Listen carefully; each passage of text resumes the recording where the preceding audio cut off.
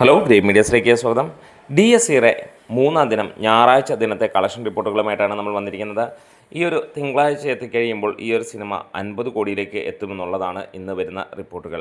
സിനിമയ്ക്ക് ഞായറാഴ്ച 1552ഓളം ഷോകളിൽ നിന്ന് 3,28,000 ടിക്കറ്റുകളാണ് വിറ്റുപോയത്. 74% ഒക്യുപ്പൻസിയിൽ സിനിമ നേടിയിരിക്കുന്നത് 5,37,00,000 രൂപയോളം. അതായത് കേരള ബോക്സ് ഓഫീസിൽ നിന്ന് സിനിമ 5.5 കോടിക്ക് മുകളിലാണ്. 5,60,65,00,000 രൂപയ്ക്ക് മുകളിലായിരിക്കാം നേടിയിരിക്കുന്നത്. ശനിയാഴ്ച സിനിമ 5 കോടിക്ക് മുകളിലാണ് നേടിയത്.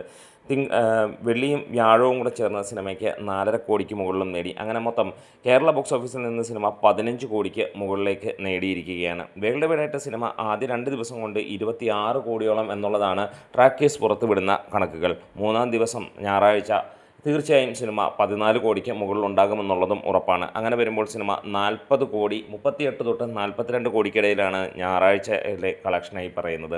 തിങ്കളാഴ്ചത്തെ കളക്ഷനോട് കൂടി സിനിമ നമുക്ക് പ്രതീക്ഷിക്കുകയാണ് 50 കോടിയിലേക്ക് എത്തും എന്നുള്ളത്. ഒരു പക്ഷേ തിങ്കളാഴ്ച അല്ലെങ്കിൽ ചൊവ്വാഴ്ച കൊണ്ട് തന്നെ സിനിമ 50 കോടിയിലേക്ക് ടച്ച് ചെയ്യും എന്നുള്ളതിന് യാതൊരു സംശയമില്ല. കേരളത്തിനേക്കാൾ കൂടുതൽ കളക്ഷനാണ് GCC രാജ്യങ്ങളിൽ ഇപ്പോൾ കണ്ടുവരുന്നത്. വിദേശ രാജ്യങ്ങളിൽ ആദ്യ ദിനത്തിൽ 6 കോടിക്ക് മുകളിലാണ് സിനിമ നേടിയതെങ്കിൽ രണ്ടാം ദിവസവും അതിന് മുകളിൽ 8 കോടിക്ക് മുകളിലായിരിക്കുമെന്നുള്ള റിപ്പോർട്ടുകൾ തന്നെയാണ് വന്നിരിക്കുന്നത്. എന്തായാലും നാളത്തേക്ക് സിനിമയുടെ 2 ദിവസത്തെ ഒഫീഷ്യൽ കളക്ഷൻ റിപ്പോർട്ടുകൾ വരുമെന്നുള്ള പ്രതീക്ഷ തന്നെയാണ്.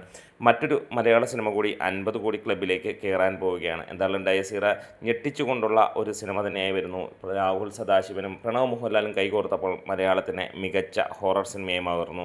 ഇതുവരെ മലയാളി കണ്ട ഈ ഒരു മലയാള സിനിമയുടെ ലൈഫ് ടൈമിലെ ഏറ്റവും മികച്ച ഹൊറർ സിനിമ ആയി മാറാൻ പോവുകയാണ് ഈ ഒരു ചിത്രം, അല്ലെങ്കിൽ മാറിയിരിക്കുന്നു ഈ ഒരു സിനിമ എന്ന് തന്നെ പറയാം. ഭാർഗവി നിലയമായിരുന്നു ഒരു പക്ഷേ മലയാളികൾ കണ്ട ഏറ്റവും വലിയ ഹൊറർ സിനിമയെങ്കിൽ അത് ആ ഒരു കാലത്തിലെ ഏറ്റവും വലിയ സംഭവമായിരുന്നെങ്കിൽ ഇതുവരെ അതിന് പിടിച്ചു നിൽക്കാൻ കഴിഞ്ഞു എന്നുള്ളതാണ്.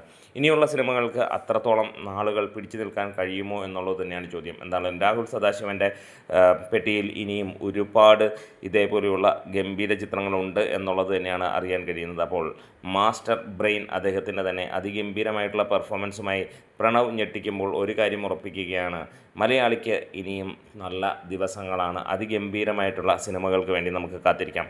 സിനിമ 50 കോടി നേടുന്ന ദിവസം നിങ്ങൾക്കൊന്ന് പ്രെഡിക്റ്റ് ചെയ്യാം. നമ്മുടെ വീഡിയോസ് ഇഷ്ടമായിട്ട് സപ്പോർട്ട് ചെയ്ത് തരാം. Great medias.